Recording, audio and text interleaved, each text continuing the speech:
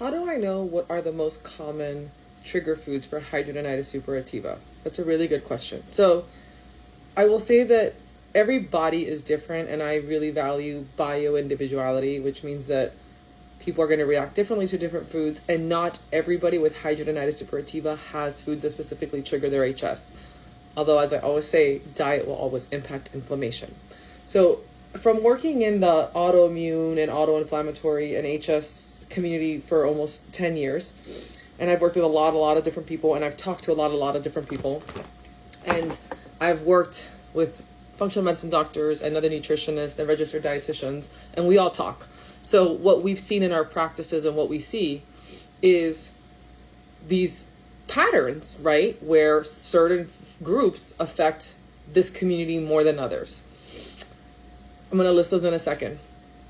Now, very recently, there has been a nutritional toolbox for hidradenitis suppurativa. It's a PDF. I made a video on it. You can Google nutritional toolbox for hidradenitis suppurativa. You'll find it. It's a downloadable PDF that was released by like doctors and RDs who work together to put this together. And it was actually very validating because, of course, when you work in holistic nutrition, you know, sometimes we're like, what I've been saying for years was now validated by like the medical community. So what that nutritional toolbox said, I'll start with what they said, is that yeast, brewer's yeast and baking yeast. So anything that has that, beer, bread, anything baked goods will be a trigger. It's a very common trigger for HS. That should be something to be removed. It was the first thing listed. And because it's in so many like things that also contain wheat or gluten, it's kind of like you might as well just avoid that altogether. As you know. The second thing was refined carbohydrates and like added and like refined carbohydrates and like simple sugars, right?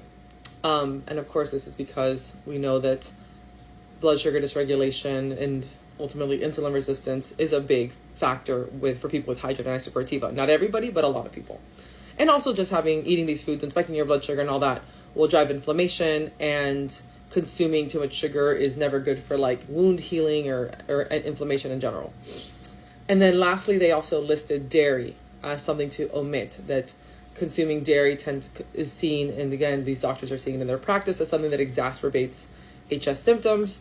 And they also recommended that people include more omega-3 in their diet. Again, something I've been saying forever. So I agree with all of those things. I agree that, you know, like the brewer's yeast and baking yeast, I agree that refined carbohydrates and processed sugars, I agree that dairy can all be very common triggers. I agree that omega-3s are super important. I would add to that list definitively that gluten should be among the top 3 or 4 foods that people, if they're doing an elimination, that they try to eliminate that, especially if they have a lot of digestive issues and a lot of like bloating and like gut issues. I would add to that list nightshades. It's so bizarre, I know, because it's like weird, and they were a trigger food for me, but I see it in my comment section every day. Tomatoes, potatoes, eggplant, peppers. Not everybody reacts to them, but a lot of people do. It's you know, I understand the science why. It's just still weird, right? That why people react to vegetables and specifically these, but you know, they're high in anti-nutrients, whatever reason, you know, and I've seen not just with HS people, but rheumatoid arthritis and psoriasis people as well, that nightshades are a fairly common trigger. But other people, eggs, you know, whatever, should be meat. Some people react to meat, you know, like red meat specifically, or pork. It depends. So everybody's different. But if you want it to be like, what are the most common? What should I start with? Dairy and sugar. That's what I always tell people first, because that's going to be the easiest. You know, I think gluten's really hard for a lot of people to omit. After that, if you remove dairy and sugar and you're not seeing the improvement you want to see, then go dairy-free, sugar-free, gluten-free. If you go dairy-free, sugar-free, gluten-free, and you're doing that for a few months, and while you're doing this, you're focusing on protein, and of course you've lowered, you know, your sugar, then I would go nightshade-free as well. But I wouldn't, you know, you don't have to go balls to the wall and eliminate everything at once. I did that. I don't recommend it for everybody. It's hard. You can kind of do it in steps. And kind of eliminate as you need, because you might see improvement with the, you know, I always tell people, you want to do the least amount of elimination for the most amount of like improvement with your symptoms. So you can kind of like scale it like that. So, yeah.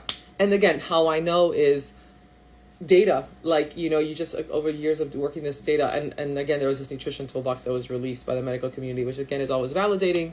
And I was like, haha, I told you so. So that's how.